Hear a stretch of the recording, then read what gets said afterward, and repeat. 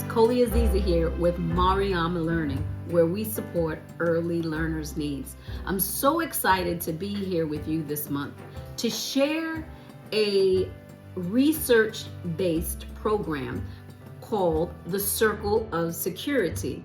Now, many of the things mentioned in the Circle of Security, I learned about in school and I practiced intuitively in the classroom and both personally as well. However, I did not know that there was actually a specific attachment research that is shared on this website called the Circle of Security International.com.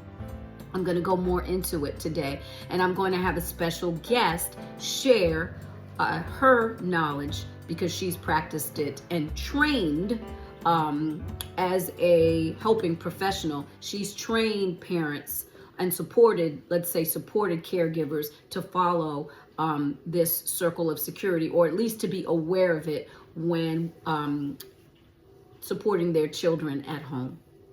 So every month, I try to focus in on something that I think is extremely important for parents to know with their early learners. I usually have a plan. I've planned it out. But what's happened the last couple of times is something has happened something has happened in my daily life that's made me stop and say, you know what, I'm not going to do what's planned. I'll get to that. But I really think that this is paramount to share with parents. So that's what happened as it relates to the Circle of Security.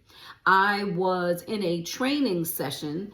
I was being trained to work with some young moms, and it was a writing program. So the moms really needed to focus, and moms had their infants and some toddlers. And so there was one mom who had her two getting ready to turn 3-year-old with her at this particular workshop training. And I noticed that her little girl was being very assertive with her. She was pulling on her. So when I say pulling on her to get her attention, we had put something on the screen that mom said was her favorite show for her to watch.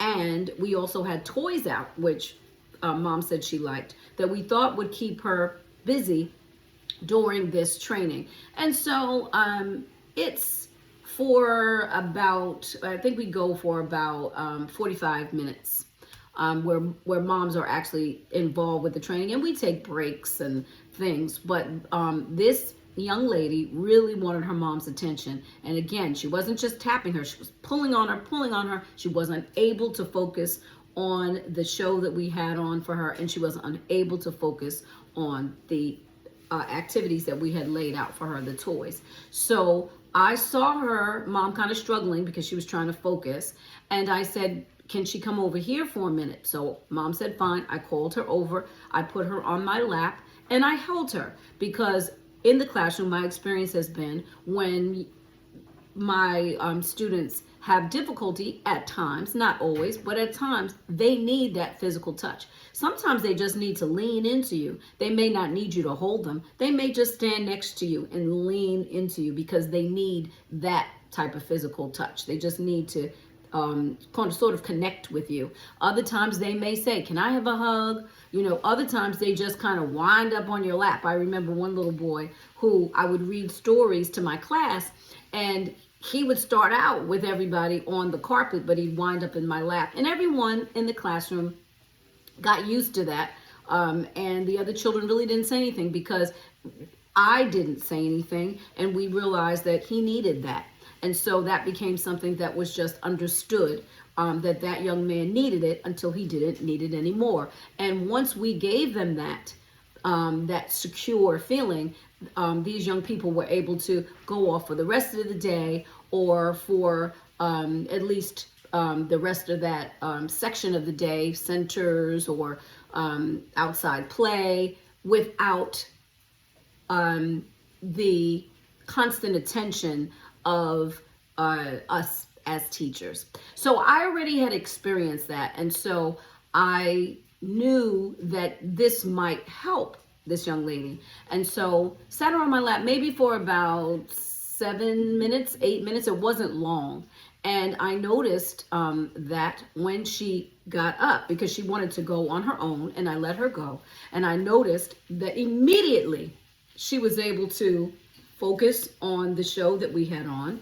She was able to play with the toys, which she was not able to do before. And she did still check in with her mom, but she tapped her mom.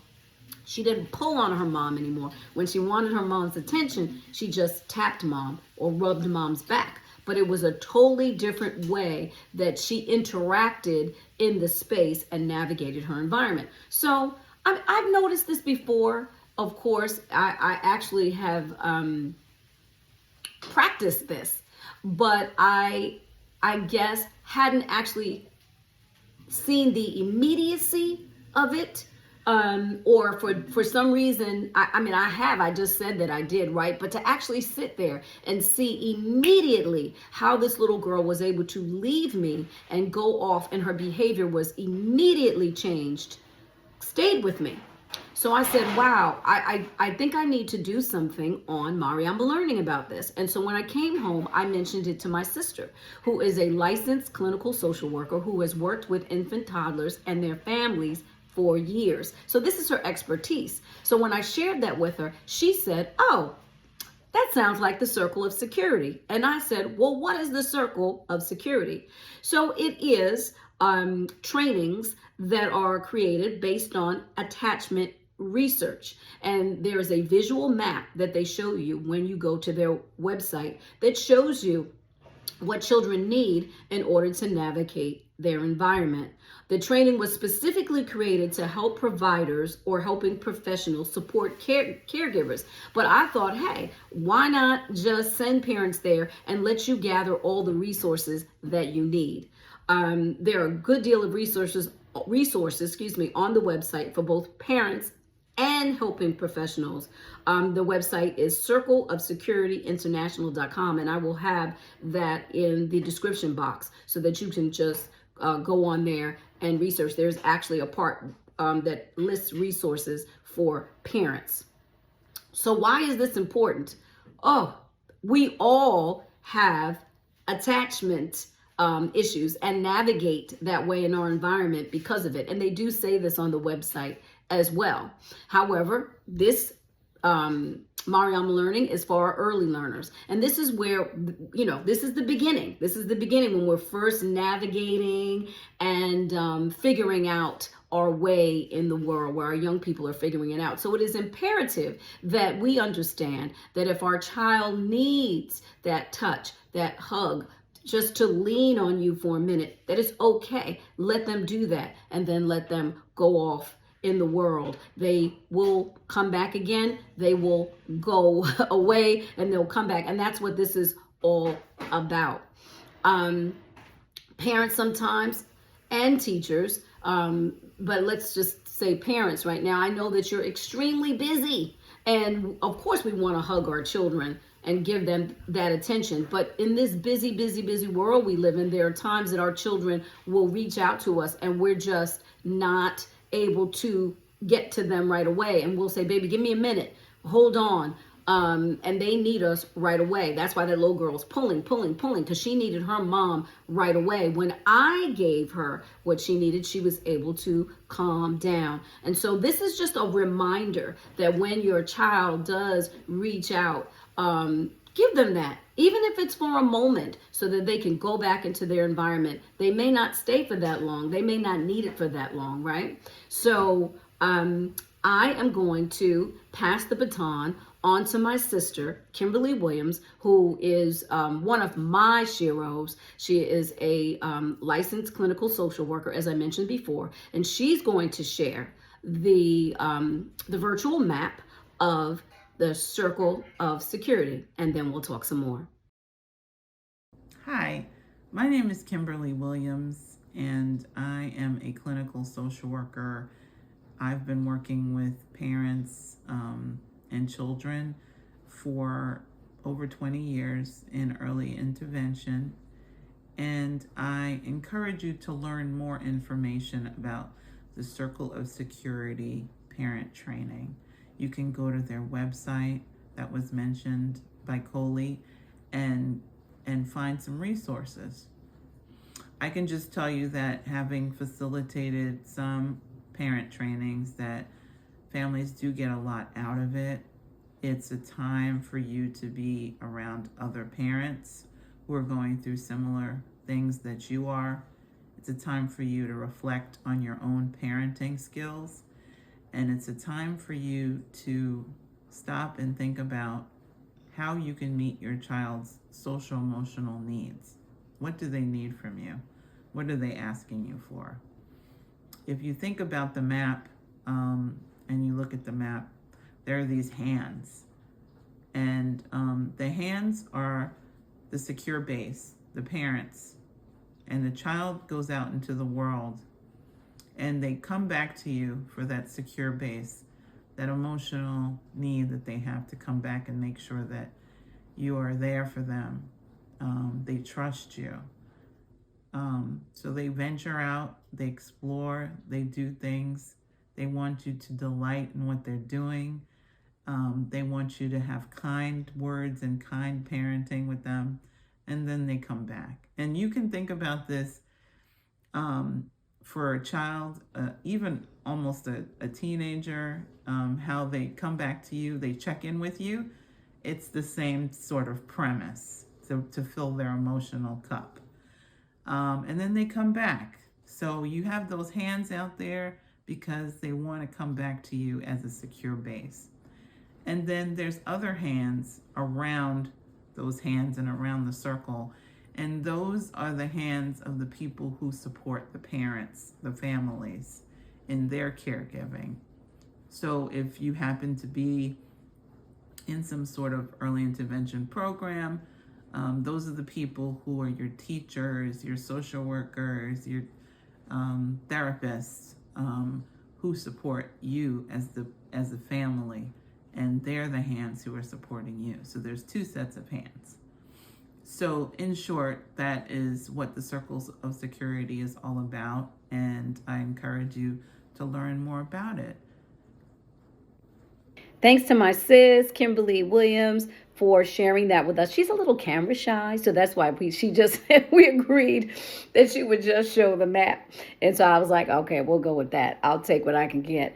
I hope that you find this information valuable, and I really encourage you to please go to the website, because I think it's kind of a no-brainer. I mean, it's valuable information when you see it, when you see the map, when you see this. There's a short video on there which I thought was wonderful. When you see that, it really just kind of reiterates, I think, with what parents already know, intuitively and instinctually. It's what we already know, and also as a teacher, educator. I mean, these are things that, you just learn from being in the classroom, even though you do take child development classes and all that. But once you're in the classroom with the children, and then once mom and dads, you have the babies, you experience this, and you know intuitively what your child needs. I will share this with you. There was when I was doing itinerant work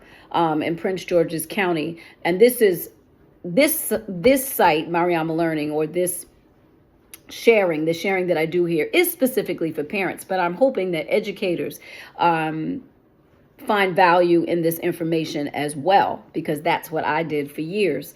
But as I was a itinerant, and that means basically that I went around in the county and provided support to educators in the classroom for our children who were identified as having learning needs. There was a young man that I was servicing who had some things going on with his behavior, and there are times that he would have get very upset, and but more than that, one of the things that he really desired from his teacher was touch.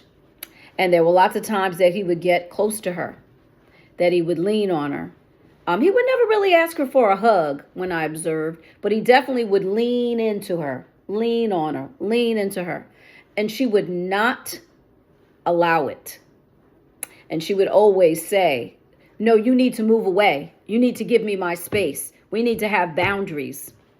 And I get it, because we're, as educators, we have to, these are not, they are our children when they're there, but, they're really not our children. And so but they are under our watch when we are there. So understanding the circle of security would have helped this educator know that this little boy leaning into her is something that he needed. He wasn't jumping on her back. He wasn't doing anything that I thought was inappropriate. He just needed that touch just for a little bit. And I really felt that if she had just given that to him, let him lean in on her, he would have gone back and run around on the playground, because lots of times I would notice it would be when they were on the playground, he would come over to her for a little bit and just want that, and she would just not allow it. And these type of things would sort of set him up for failure, unfortunately. And that was unfortunate. And so the circle of security, again, is for all of the folks that are working with these young people to understand what attachment is and why we need it. And if we can lay that foundation when they're young, it will really, really, really help our young people. So I hope that this information was valuable. And again, go to the Circle of Security International.com for resources that they provide there for you, parents and other helping professionals. Bye for now. Thanks again. I'm from Koli Aziza with Mariama Learning, where we support early learners' needs. Be safe out there. Happy spring.